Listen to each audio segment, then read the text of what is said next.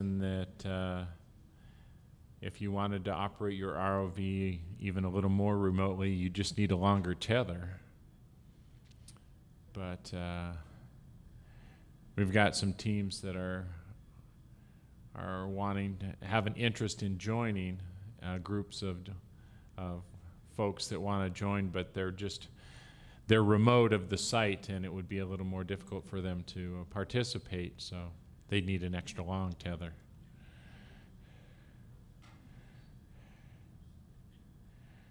Yeah. I think the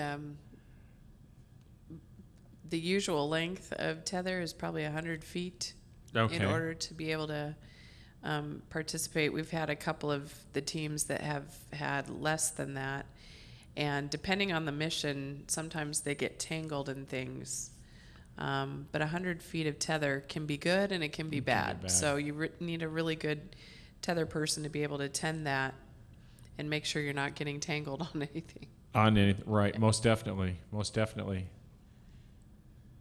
And again, the tether people and the pilots can't communicate.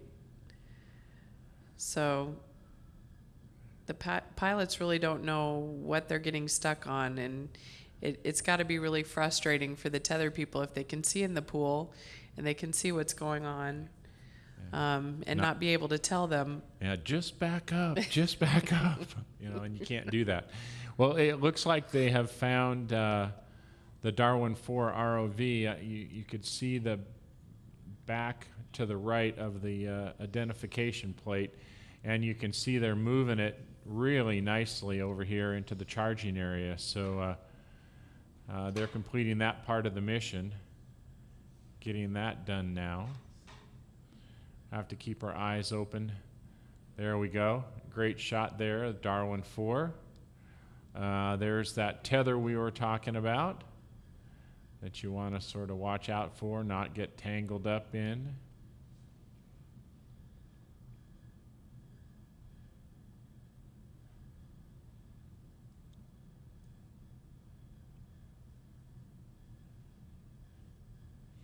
Again, this shot is from our Team 842's ROV.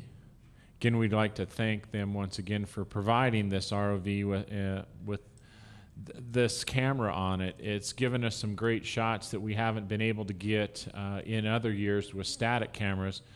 They're actually able to move around, change depths, and get us some really spectacular shots. And we'd like to thank them as well as our CET television crew for getting it wired in so we can provide those shots. So great job by all.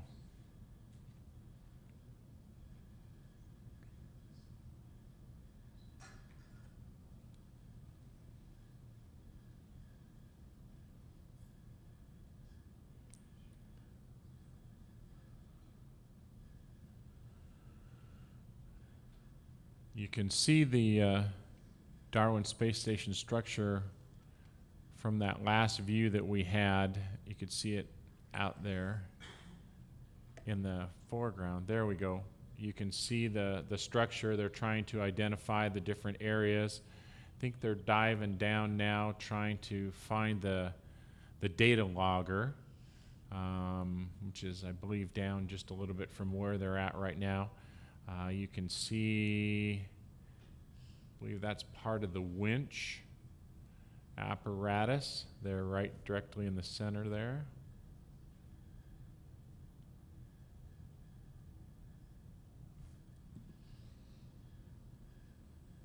I think they need to go around to the other side and approach it a little bit differently. Or yeah. I'm not sure. Maybe not. I can see the winch. I'm not sure what this might really. The what? AUV charger. Okay. This is the, thank you very much. We had some audience help here. This is to charge the rover, and that is the charging cord. And they're trying to grab a hold of that and get it placed inside the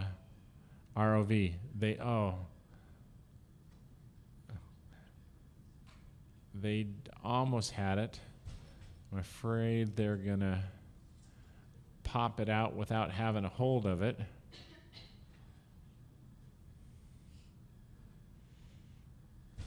Oh, so close. There.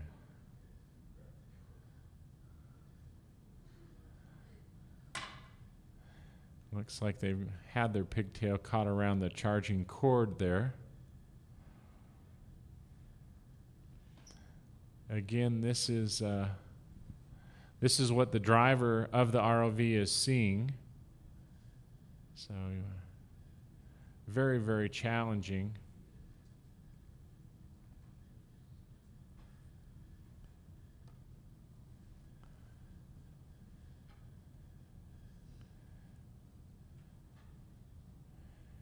And again, this is one of the larger ROVs, or moderately sized ROVs.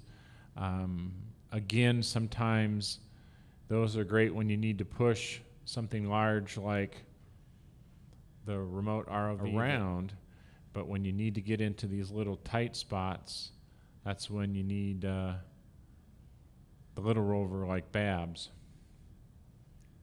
to get in there. This ROV, as it's moving through the water. They're getting a halfway decent shot there. Again, it's very difficult. I'm not sure if they just have a short in the wire or what we have going there. Don, it looks like we have some more scores. So the Sea Geckos had 70 points, and the Legit team had 50. Great there. So we've got scores from 6 of the actual 7 teams, because it looks like we had 7 teams. One that actually went early, Cise Pueda.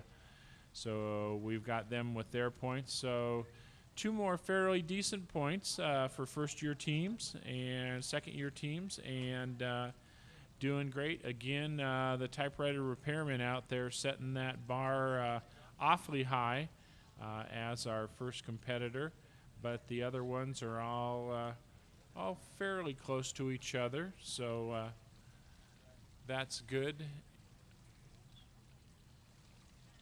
So it looks like we might be surfacing again.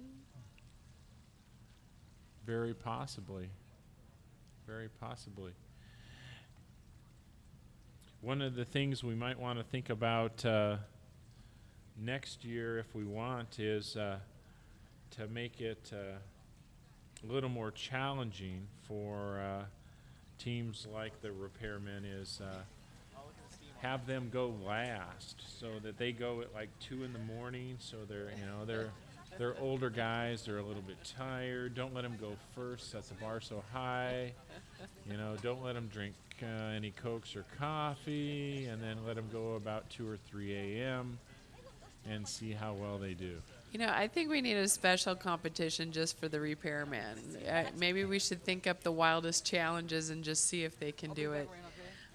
Last year with the radio tagging of Nessie, I think on their video they lined it up pretty well, and I just remember they launched